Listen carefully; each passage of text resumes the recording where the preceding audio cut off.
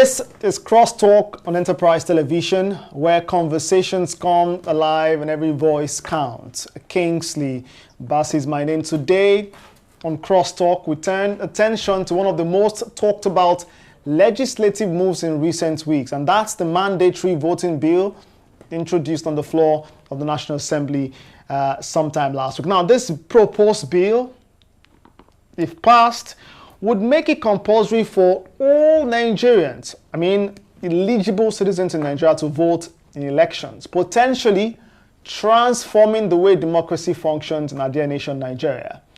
Well, supporters of this bill say it could boost civic participation and strengthen democratic legitimacy, while critics warn this may infringe on personal freedoms and raise questions, too, about the enforcement of such a bill if passed. So the big question today is, should voting be a legal duty, or should it simply remain a democratic right to exercise or not to exercise? I'm joined today by two distinguished voices, very patriotic Nigerians, ready to tackle the legal, the moral and political implications of this proposal as it has since crossed second reading. So hey, strap yourself. Let's get started with this thought-provoking conversation today. Let's get down to the right. I'm joined virtually by a chartered accountant and political commentator, Oluwatomi Olowe. Many thanks for joining me today. Thank you very much for having me. Appreciate that. And of course, live in the studio, you've seen there, Innocent joins me. Innocent is a political commentator and broadcaster. Many thanks for joining me. Yeah, Innocent Adolugba. Adolugba Innocent, yes. I know so you like that name well. Yeah, many thanks again for joining me. Appreciate that. Let's get down to the conversation. I'd like to begin with you, Oluwatomi Olowe. What do you think?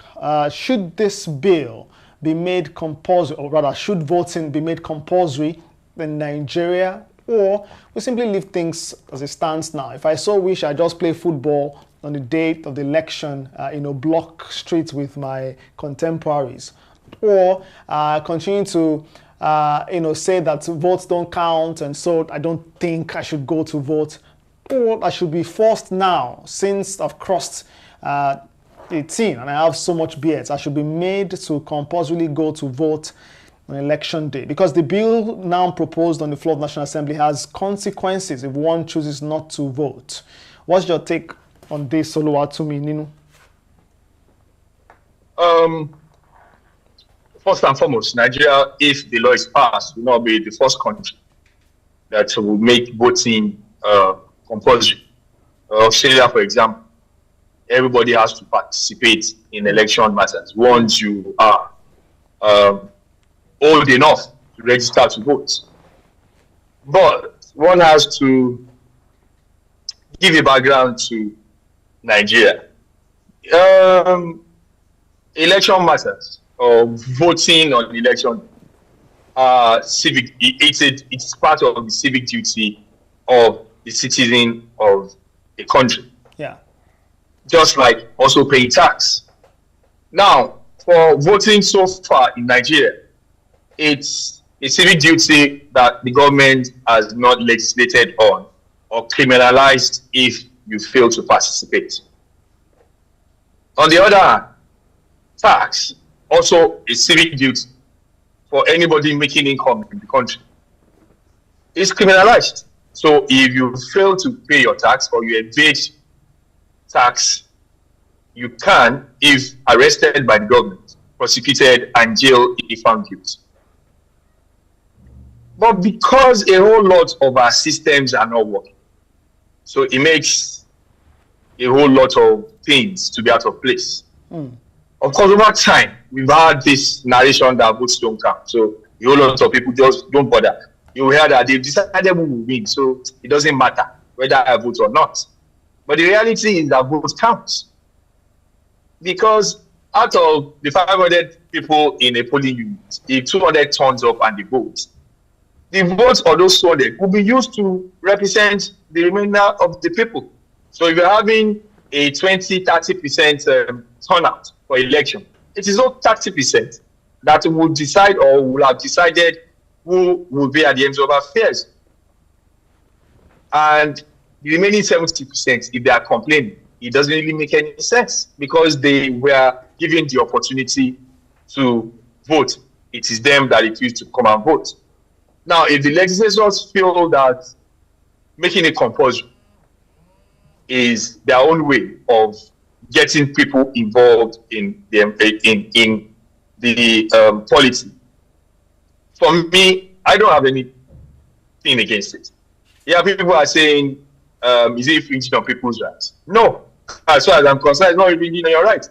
It is your civic duty to participate in the election. And as a responsible citizen, you should participate because whoever is sitting on that seat, either as your councillor, your local government chairman, or your governor or the president, is going to his performance will affect your life.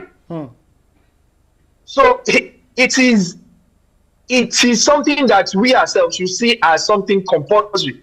Now, I've heard that maybe people have been enjoying the dividend of democracy. They will not be for. It's the excuse that we have been using for ourselves in Nigeria. If you ask people why are they not paying tax, you also hear that they will steal the tax money. But whether they steal the tax money or they misappropriate it is not, your paying tax is not a function of that. Your paying tax is because you are a citizen.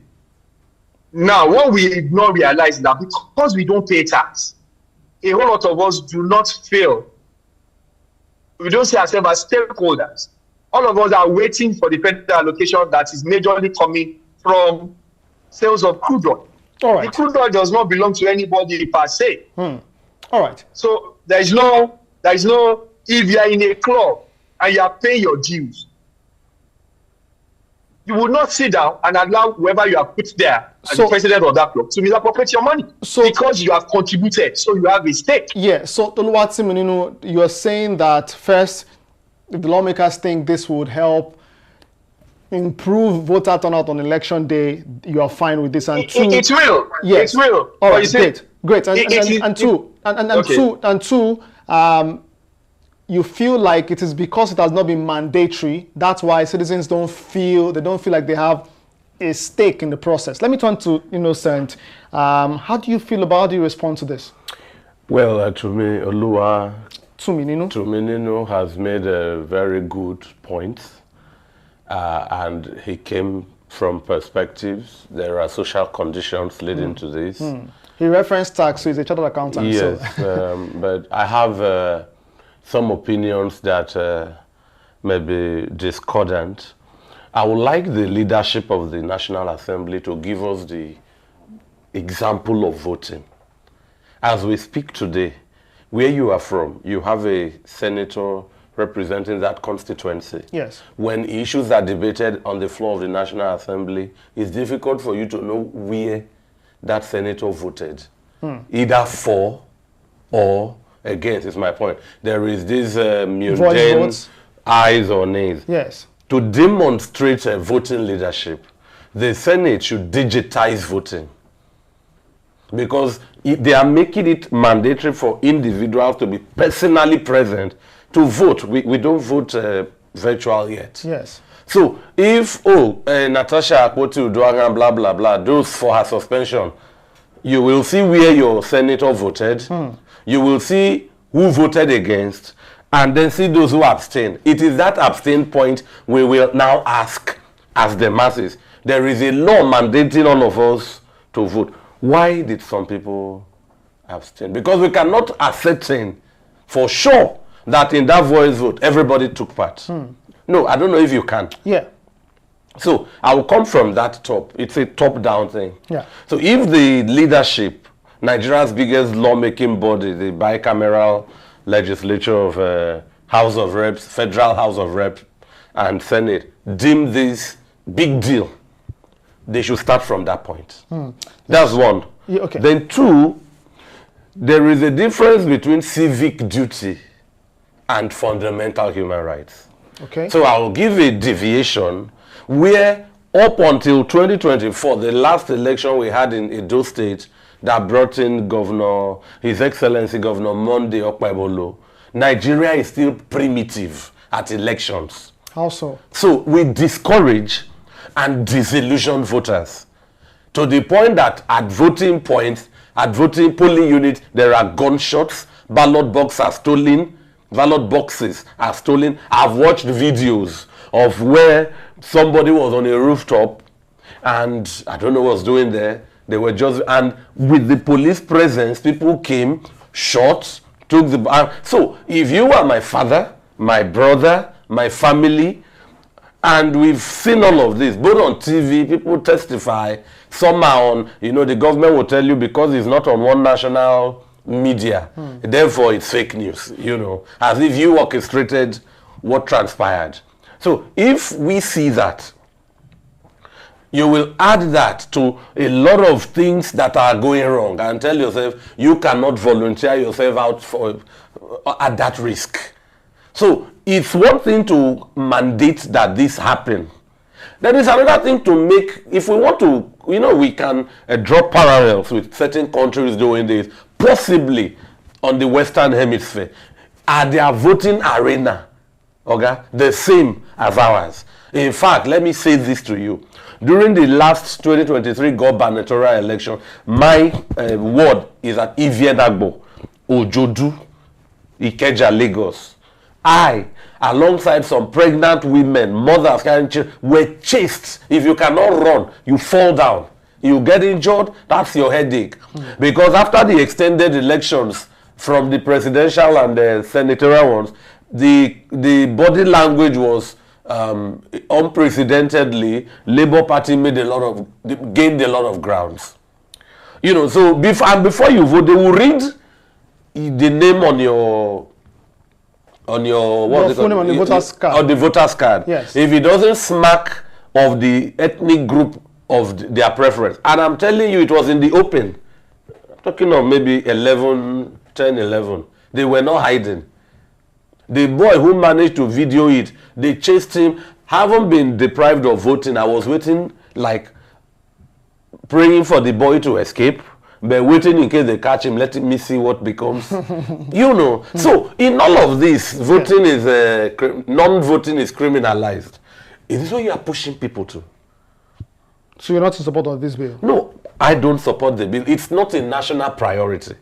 Then two, what is the face of Nigeria in the electoral umpires like INEC, like security agencies? See, what we are doing is down to, we are discussing democracy in compartments. This one is political participation, where there is active involvement of the masses in the activities of their government, in this case, deciding who garners majority vote to rule them. Sorry, two, quickly, is political socialization. What are the enlightenment points from political parties? It's their duty. And the government. Not enforcement. Is enlightenment. Then when we reach a level in political culture, we are still at subjective political. We are still at primitive political culture. We have not reached subjective political culture, parochial political culture. We have not yet reached, sometimes we come, we go, subjective political culture.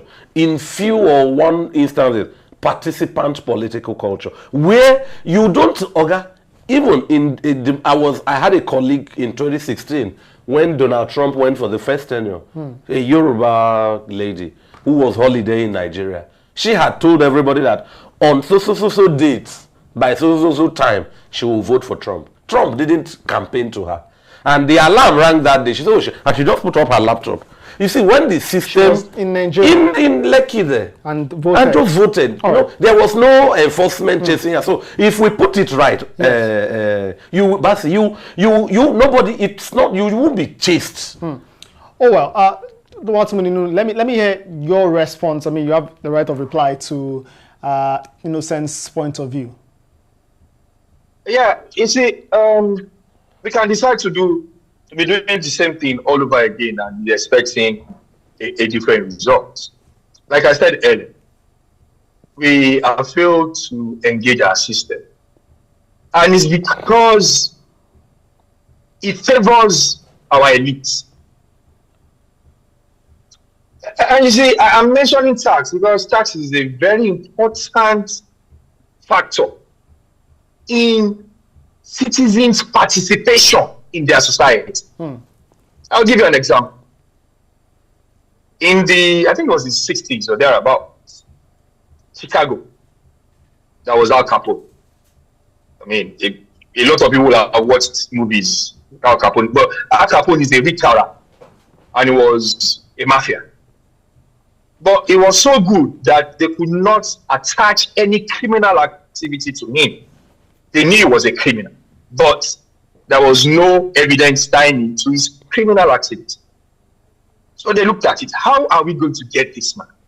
I said, this man is affluent. He has money. He has assets.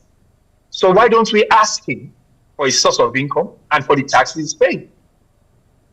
And that was how the almighty Al Capone was handled by government. As long as we Nigerians do not have a sense of contributing to the purse, because you see, money matters a lot. When you contribute to a purse, even if it is 10 naira that you are paid, how that 10 naira is spent becomes cogent to you. So those fundamentals need to be addressed. And I'm happy that both houses have passed the tax reform, and I'm praying that it will be implemented effectively. You see, when we don't pay tax, the rich people are okay because nobody is asking whether they pay or they don't pay. We are in Lagos State. Maybe less than 1 million people pay tax in Lagos State. And Lagos State has like 20 million people in it. So a whole lot of the lackadaisical attitude we have, people destroying public asset and co, is because it wasn't built by their money. But to money coming from. I'm sorry. I get your tax analogy, tying this with the subject you focus today, the voting system and the move to tweak electoral laws in the country. I get that, but going by your analogy, people, still vote, yet people go to vote, yet, I mean, the percentage may be low, maybe poor, and it continues to go down, gets poorer as we continue, but yet they don't hold their government to account. I'm just tying this to your analogy of if you pay taxes, then you know to hold government accountable. But those who vote still don't hold government accountable. So should we make this a matter of votes compulsorily?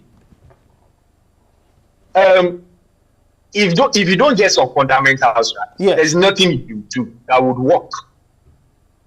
There is no way you're going to have a society that the people in government would not have their supporters.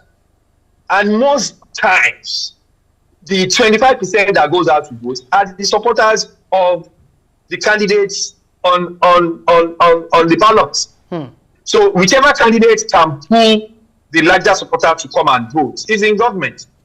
His supporters are happy that he's there. Every other thing doesn't matter to them again. So you have that. If you want to continue with that, then we'll continue with that.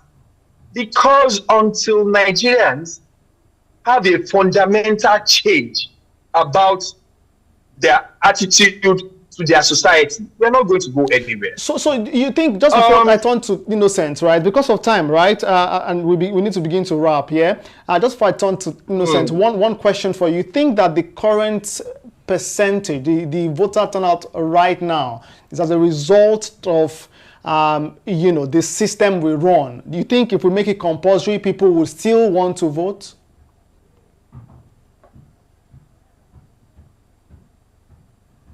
Well, yes. If we make it compulsory, the participation will increase. We will still have, because you won't have 100% compliance immediately. It will start graduating as people start seeing the effect. But that's what I'm saying. When we discuss some matters in Nigeria and we hold them in isolation, it won't work because there are a whole lot of fundamentals that are interconnected. Okay. If one is not working, the other one would not work well. All right. So our society is intertwined. In debating a particular subject in this society, you need to look at what other fundamentals are feeding into it or are feeding off it. Okay. So if we are looking at, we are just passing a law to make voting compulsory for people. Why are we trying to do that? We are trying to get people to be involved in the society. If we don't get involved in this society, we will keep moving around in circles. Because when you don't get involved in the society, that's why we have not been able to maintain the little infrastructure that we have. Okay, let me turn to Innocent. Nobody have a sense of belonging. They don't have a sense of belonging. Let me turn to Innocent now. Innocent, how do you respond to that? He says if this successfully gets passed, this mandatory voting bill gets passed, that automatically, maybe not 100%, but we'll see an increase. Do you agree with that? No, I don't. I will take one of his analogy. Lagos, over 20 million, about 1 million voters. There are perspectives to this. That 20 million, how old? There are percentages of the demography for underaged, from 0 to secondary school, who are not income earners.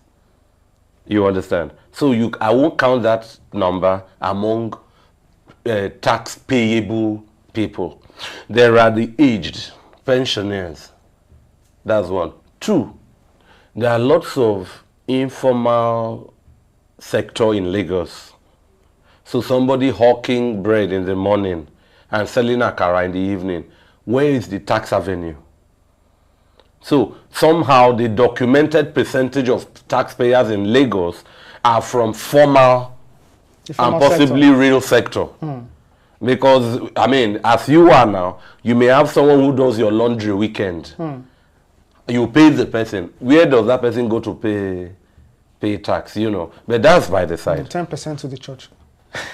Two, this is 2025. Yeah. In 2003, I was back in Calabar where I did my secondary school. Why? Unilag was going to screen our EC papers, so I went back to St. Patrick's College and I finished drinking water in a public bus. So I opened the window to throw away my bottle. Look, Basi, nobody was watching me. I was by the window. I held the bottle till I got down. The road was too clean. And I knew that I would litter this road. Okay. I was just in town for 3-4 days. So it is not compulsion that delivers results. Look, there is something in government called enabling environment. It applies here. It does apply here. If we make it compulsory, to whose benefit? Can you see the speed the lawmakers are passing this bill?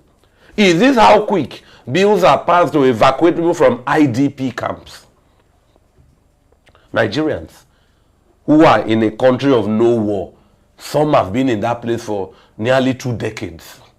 What is the priority, attention, the National Assembly gives them? Power, road, you know. This bill, to whose benefit? Okay. And lastly, the last election, 2023, my wife's PVC, is that what they call it? Yes. Was withheld. Her name does not smack of the indigent shit. Go and ask. There were many people then whose PVCs were withheld. So I don't see the government is an enabler of trust deficits among Nigerians. Okay. And for the government to be trusted, government cannot be trusted with enforcement. Government is to be trusted by enlightenment. The government of Babatunde Raji Fashola, Akinwumi Ambode had certain structures in Lagos that had semblances of sanity, that nobody bothered you, to comply. I don't know if I'm wrong. You are just going, you can see, you can sense and be aware, and you know, things are changing. I wish, and we have 2 more years to go, for Governor Babajide Sanwo-Olu, His Excellency, the Governor of Lagos State, to redeem himself in certain aspects. Okay, I mean, I'm tempted to give just some 60 seconds to you both gentlemen, but I'm pressed for time. But if you can keep to time, we can quickly do this so that you can wrap your thoughts real quick. Yes. Let me make a quick response with that tax issue. That's the problem we have. Yes, government has its own role in enlightenment, but the press, civil society also have their own role. It's our country. Now, you mentioned the person selling akara. We run a self-assessment tax regime in Nigeria. That means you would calculate your own income by yourself, assess yourself, and calculate the tax that is due to the government, and you go and pay.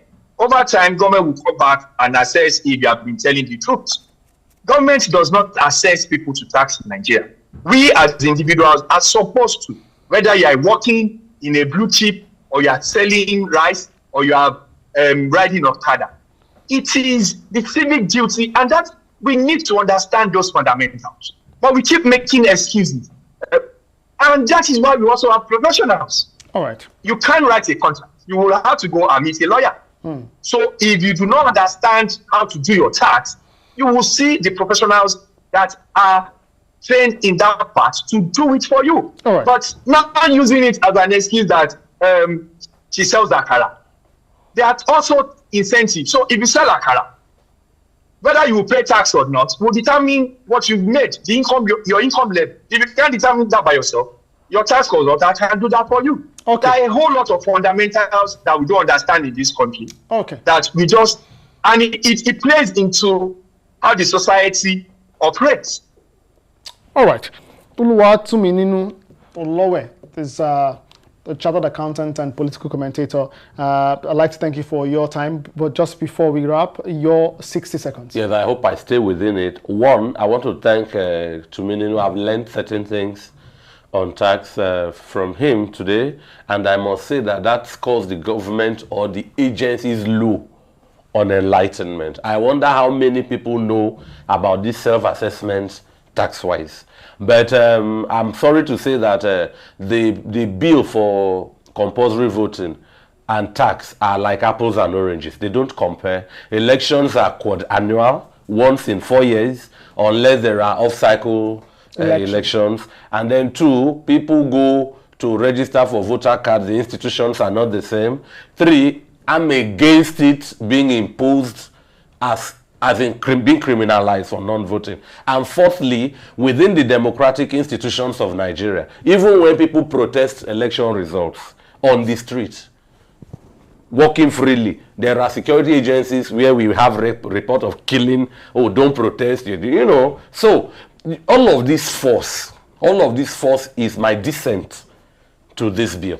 All right, we'll leave things there regarding this. We've been talking about the mandatory voting bill, which has passed second reading on the floor of the National Assembly. And you know how the passage of bill works. The process is, sometimes quite tedious. Some have said there's innocent reference today that sometimes it is speedy when politicians want that to be speedy. Yeah. But yes, well, it's past second reading, which means that the next stage we're going into is for public debate. Hopefully, it will really be public for that to be it will really be made public. No, sorry to interrupt you. If this is what the government wants, irrespective of the direction of the public debate, they are heading for victory. Oh well. Majority have their say, minority have their way.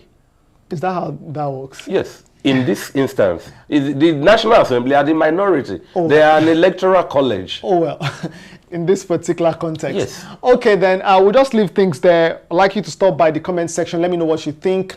You support of the mandatory voting bill in Nigeria. Do you want your representatives at the National Assembly to pass the bill that makes sure that you, especially, well, if you've crossed 18, you are 19 and above, you must vote on election day, whether it is local government election, whether it is councillorship, whether it is state assembly or national elections, you must vote. Is that what you want? Or you want this bill stepped down? You can stop by the comment section and let us know what you think. It's been Crosstalk. Again, I've been joined, and many thanks again for joining me. Oluwatumi Ninu Onlowe, chartered Thank you accountant very and much. policy Thank you commentator. very much. Appreciate that. Yes, and of course, Innocent. What's that name you like a lot? Adulugba. Aha, there you go. I Innocent don't like Adulugba. it. It's my official name. Innocent Adulugba, thank you so much for joining me today on Crosstalk. Until next time, make sure you're safe and continue to watch Enterprise Television. Kingsley Bass is my name. May God continue to bless the Federal Republic of Nigeria. And indeed, may good bills be passed. Bye for now.